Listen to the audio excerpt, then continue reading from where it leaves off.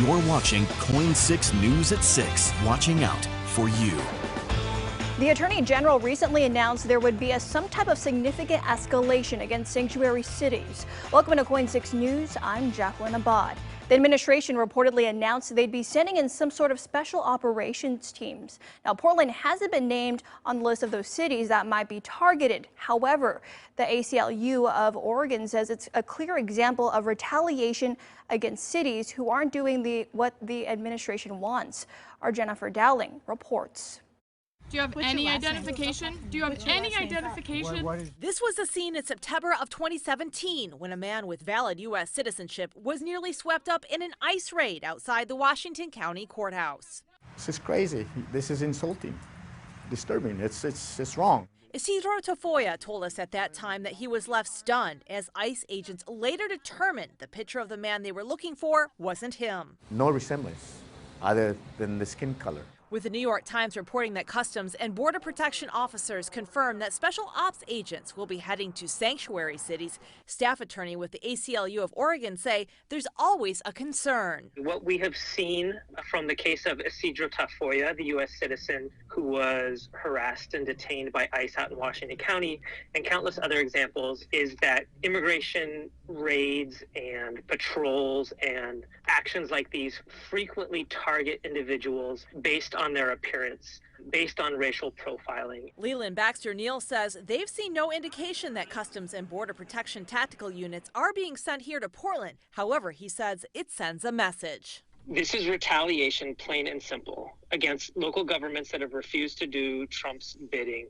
Oregon Senator Ron Wyden, a member of the Senate Select Committee on Intelligence, also reacted to the report. I think it's always important that people feel comfortable talking to the police, because that kind of information is essential for law enforcement folks to protect everybody in the community.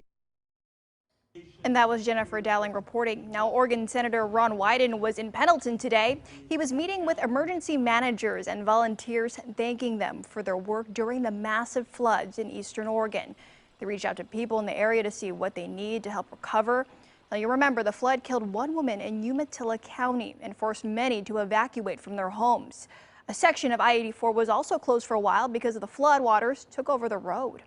Let's get a look now outside with meteorologist Joseph James. It was a soggy day, but we might have some breaks later this week. Yeah, hopefully. We could use it after a day like today, because if you were thinking about a hike or if you just wanted to run to the store, I mean, you had to get the rain jacket out. It was wet, and we're going to continue to have more rain this evening, too, if you're thinking about maybe heading outdoors or running to the store, going to grab dinner.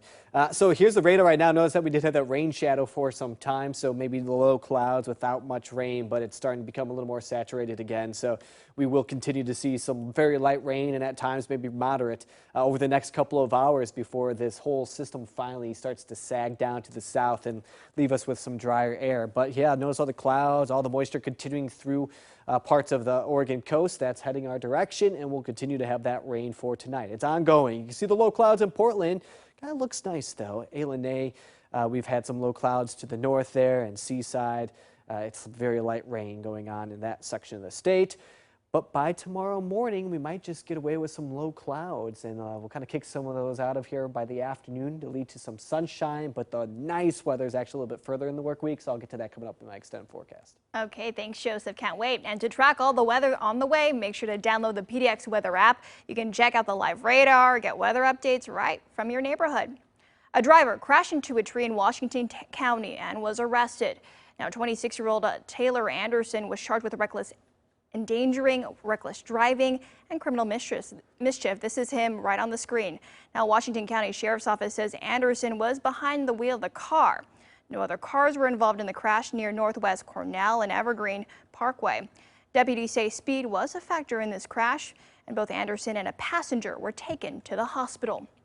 Portland police are still looking for a man who robbed 3 banks yesterday, all within a matter of 40 minutes. Surveillance photos show the man that was taken from all 3 locations. The banks robbed were on Northwest Broadway, West Burnside, and Northwest 23rd. The suspect is described as a white man in his 40s or 50s, and each time the suspect passed tellers a note and did not show any weapons in those robberies. The FBI has taken over as primary investigators in this case, so if you have any information on the suspect, you can let the FBI know through their tips.fbi.gov. The final stages of the Jeremy Christian trial will begin next week. Christian is accused of killing 2 people on the MAX train in 2017. He has pled not guilty to those charges. Over this past week, lawyers called their final witnesses. That means closing arguments are scheduled to start on Tuesday.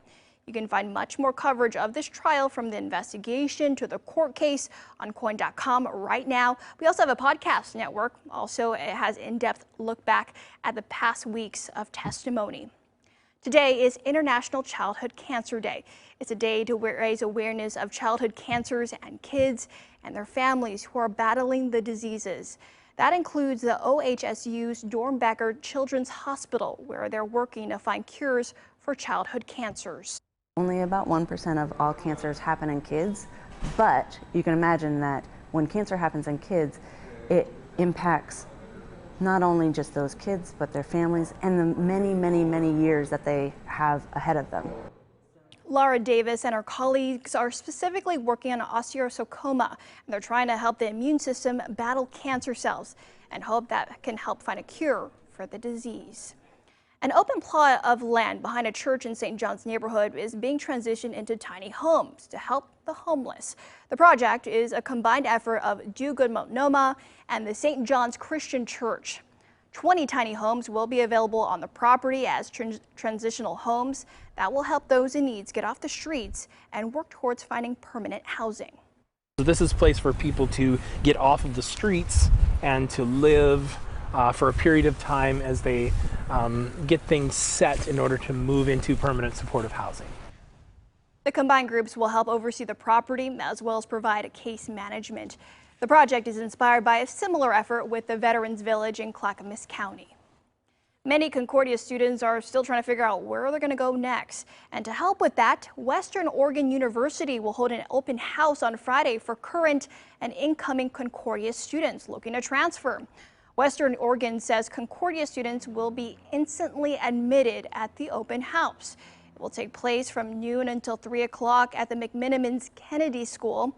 And people are asked to bring their Concordia transcripts or transcripts from their high school if they're planning to attend Concordia in the fall. Concordia has announced that after over 100 years, it will close its doors this summer. The Human Access Project marked 180 straight days without a sewer overflow in the Willamette River. And they did so in one of the most Portland of ways possible, by jumping into the river in the middle of winter. Now take a look at this. Dozens of people met at the Willamette Park and jumped into the cold waters. The water temperature was about 47 degrees. Just to kind of promote the use, the recreational use of the Willamette River. It's a crazy thing to do, but it's fun. Willie and the Human Access Project, they always put on really fun events. The Valentine's Day dip was also to bring attention to the success of the Big Pipe and the other green infrastructures of the city, which have improved the river's water quality. And coming up on KOIN 6 News, a murder in Florida leads the investigation all the way to Missouri. And it only gets stranger from there. We'll preview the new 48 Hours investigation after this break.